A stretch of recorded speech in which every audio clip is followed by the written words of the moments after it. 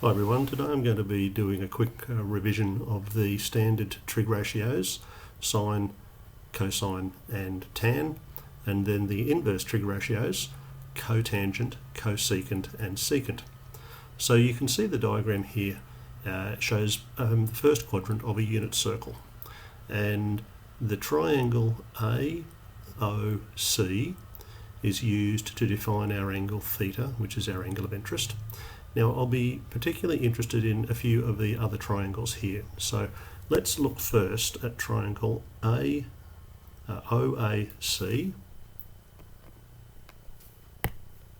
Triangle OAC. Now I would note that this is a right angle here. I'd also note that OA is a radius with a length of 1, and that the line E through point A to point D is a tangent. So a tangent is always perpendicular to a radius, so that must be a right angle. Now this small acute angle here would be the complement of theta, because two angles in a right triangle, the two acute angles, are complementary. And by the same argument, there's a right angle here at point A in this large triangle, so this must be complementary to theta as well. And that gives me a similar triangle. So from point O, which was where theta was, to point A, which was the complementary, down to point C, which was the right angle. In the large one, I'd go O to the complement D to the right angle at A, so ODA. And those triangles are similar because the three angles are the same. Now, let's talk about the definition of the sine ratio first of all. So the sine of the angle theta is, as you would remember, the opposite side divided by the hypotenuse. So the height of this line here would be the y-coordinate of point A, and the hypotenuse is length 1, so y divided by 1 is that. Now the next one I want to talk about is the tangent ratio,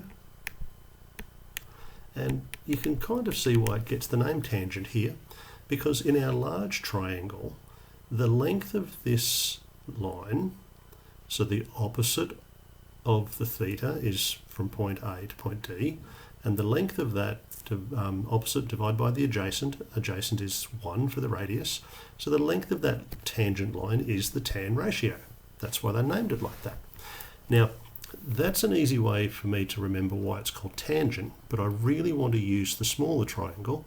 So the tan of this angle would be opposite, which is the y-coordinate, divided by adjacent, which is the x. So y over x. And then the final one, still using the blue triangles, is the secant. And again, abbreviate just to SEC, but it stands for secant. A secant is a line which cuts through a curve. Now this blue line from point O to point D is most definitely cutting through the circle, whereas the blue line here was touching, it was a tangent. So the secant line here is the length of the hypotenuse OD, and the secant ratio is the hypotenuse divided by the adjacent. So secant of angle theta here, hypotenuse divided by adjacent. OD, that's that one, and the adjacent is OA, so OA, OD, OA. Now what's the equivalent parts of our small triangle? Well, OA is the hypotenuse, and then the ones on either end, OC, that's the x coordinate, so it's 1 divided by x, using our small triangle that's inside the unit circle, and the ratios would be the same. That's why I proved similarity earlier there. So the secant ratio of theta is the hypotenuse divided by the adjacent. That's one of the ones that you probably didn't learn back in middle school. But those are the definitions of sine, tan and secant. Tangent for tan, secant because it is a secant, and sine means through. So I suppose that side there is what would happen if you started at the angle theta and went through the triangle, you'd get to the opposite side. Now let's look at the complementary angle. In other words, the complementary angle using the sine. So the complementary angle is this one up here.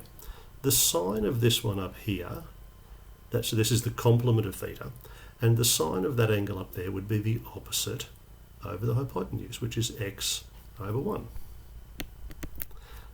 Alternately, from middle school, you would remember that cosine is defined as the adjacent divided by hypotenuse, x divided by 1. This is the x coordinate here, this is the y coordinate there. What about the complement using tan? The cotangent of theta. Well, what's the complementary angle? That's this one. What's the tangent of this angle? Tangent is opposite over hypotenuse, x over y. So there we are. It's the inverse of tan, cotangent. Now, what about the cosecant? You guessed it. It's the secant ratio using the complementary angle. Now, remember the secant ratio was hypotenuse over adjacent. So what's the secant here? Hypotenuse is still 1, adjacent is y. It's 1 over y. Now, all of those were written down using this triangle here.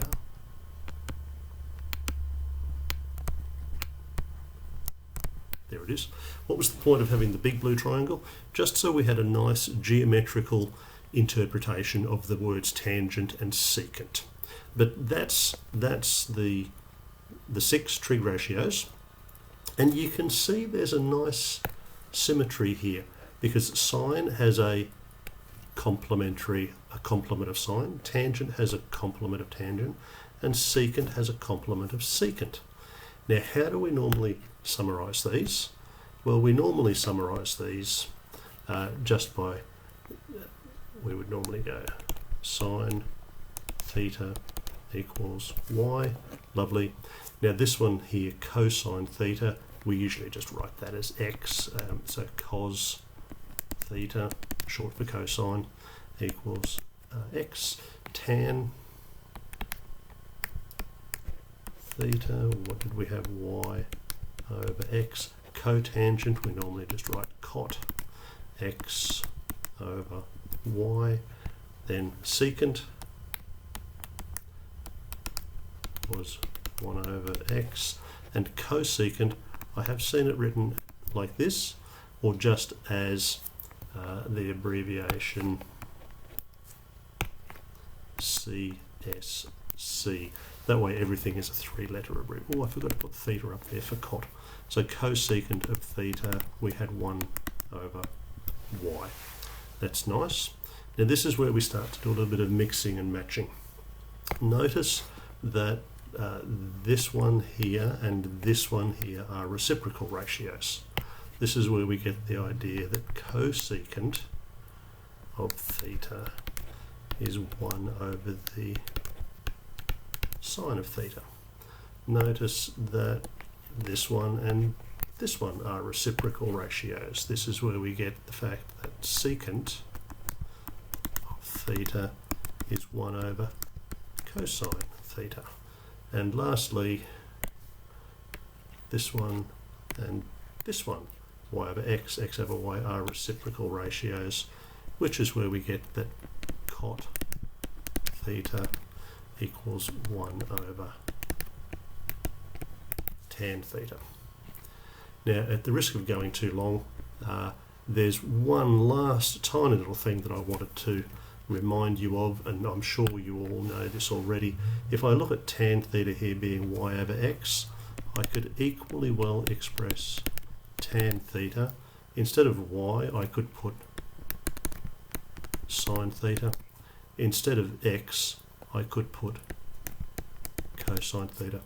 So there's one of our first little trigonometric ratios. The other one, the Pythagorean theorem, I probably am going a bit too long on this video, so I might come back to the Pythagorean theorem in the next video.